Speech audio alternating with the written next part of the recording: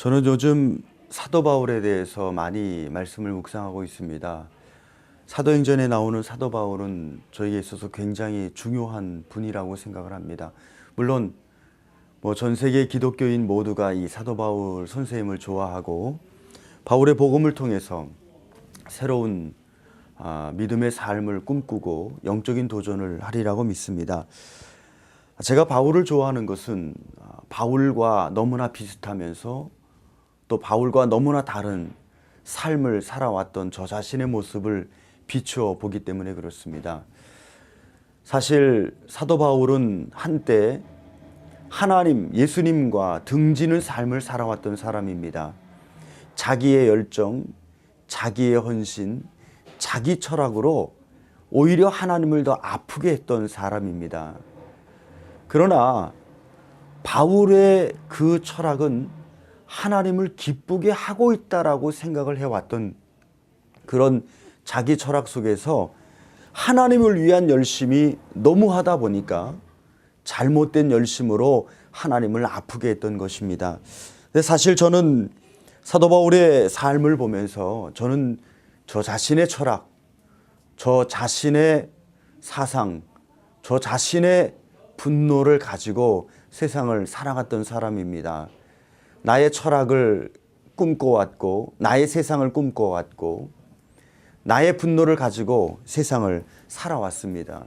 이런 차이들 속에서 사도 바울을 하나님이 부르시는 모습을 볼 때 또 저 자신이 예수 그리스도를 인격적으로 영접하고 난 뒤에 내가 왜 그리스도인이어야 하며 내가 왜 믿음의 길을 걸어가야 하며 내가 왜 이 사명의 길 가운데 서야 하는가를 다시 한번 생각해 보게 됩니다.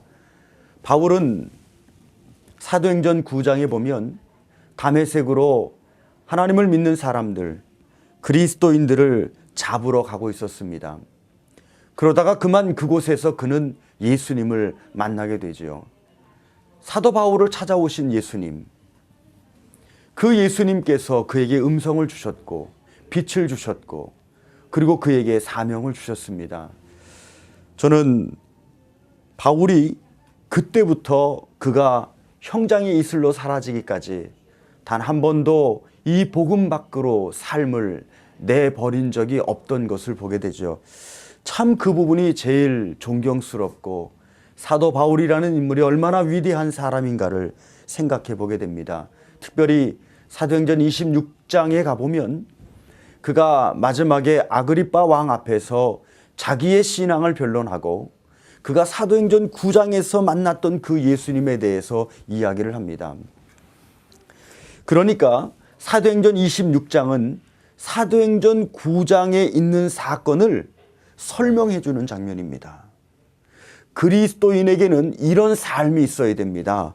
자신의 삶을 설명할 수 있는 인생, 자기의 신앙을 설명할 수 있는 인생.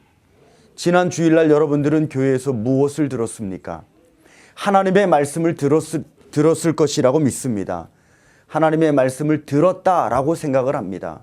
그렇다면 여러분이 들은 하나님의 말씀은 여러분에게는 어떤 영향력을 끼칩니까? 사실 저도 그랬습니다. 수없이 많은 예배를 드렸고 수없이 많은 하나님의 말씀을 들었지만 하나님의 말씀을 들으면 들은 것으로 끝이지 그것이 내게 들려진 소리로 남아서 다른 사람에게 또 동일한 성령의 소리로 전해보았는가를 생각해 보게 되죠. 사도 바울은 자기가 들었던 소리를 설명할 수 있는 사람이었습니다. 내가 핍박하는 예수다라고 하는 그 소리가 자기 인생에 어떤 영향력을 끼쳤고 그리고 그 소리가 우리 인생에 어떠한 소리인가를 말해줄 수 있는 사람. 그런 신앙의 삶을 살 때 우리가 참 행복한 삶을 살고 있다라고 생각을 합니다. 여러분이 무언가를 할 때 그 일이 행복하면 누군가에게 이야기하려고 하지 않습니까? 공부하는 게 너무 행복하면요, 친구한테 공부하는 것이 재밌다고 말합니다. 게임하는 것이 너무 행복하면 게임을 친구들에게 자랑을 합니다. 예배드림이 너무 행복하면 예배 드리러 가자고 친구에게 전화할 수 있습니다. 우리가 세상의 소리에서 익숙해 있는 나의 귀를 하나님이 내게 무엇을 말씀해 주고 있는가, 하나님의 소리에 귀를 기울여서 하나님께로 나갈 수 있는 믿음